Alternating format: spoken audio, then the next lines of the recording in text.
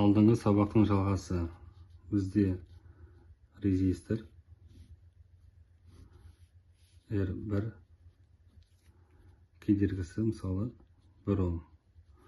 Осы резистордан электр тоғы өткен кезде электрондар соқтығысып, көбісі жылу энергиясын айналып, біздің резисторымызды қыздырады. Оны анықтайтын параметр бізде қуаттық шашырату дедік. Қуаттық шашырату. Біз оны P-мен белгіледік. Енді осы қуаттық шашырату екі параметрге байланысты.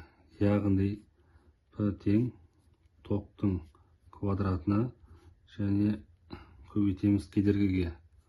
Біз оны ашып жазатын болсақ, P тең болады ток көбейтеміз токқа және оның кедергісіне.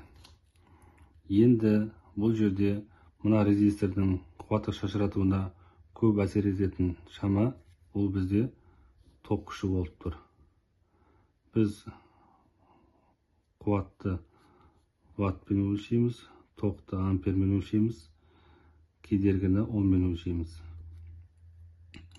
Енді осы электр сызбада резистордың қуаты қалай көрсетеді? Мысалы, электр схемада осылай келуі мүмкін. Біздің резистор 3 қиға сызық. Ол бізде 0,5 ватт деген. Енді тағы да электр схемада осындай резистор келеді.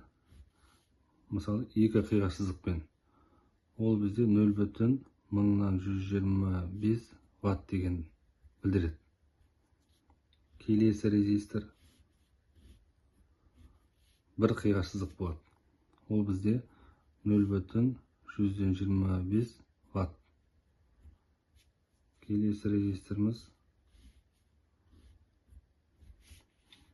осындай сызық болады, түзу. Ол бізде 0,15 ватт деген. Келесі резистор тік мынандай бір сызық болады. Ол бізде 1 ватт деген.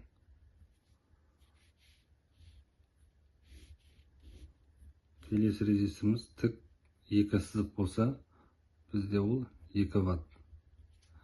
Енді кейбір схемаларда резисторымызде мысалы реттік нөмірі болады, R1, сосын кедергісі болады, мысалы 1 Ом. Бірақ ешқандай қуат несі болмайды. Ол кезде ең төменгі рұқсат етілген қуатты аламыз. Жалпы айтқан кезде қуаттық шашырату дегеніміз, мысалы біздің приборда резистор үздіксіз, яғни сөнбей жұмыс істейді. Сол кезде бұл резистордың рұқсат етілген температурасына аспай, ұзақ уақыт бойы жұмыс істеп және өзіне қанша қуат өткізе алатынын анықтайтын параметр.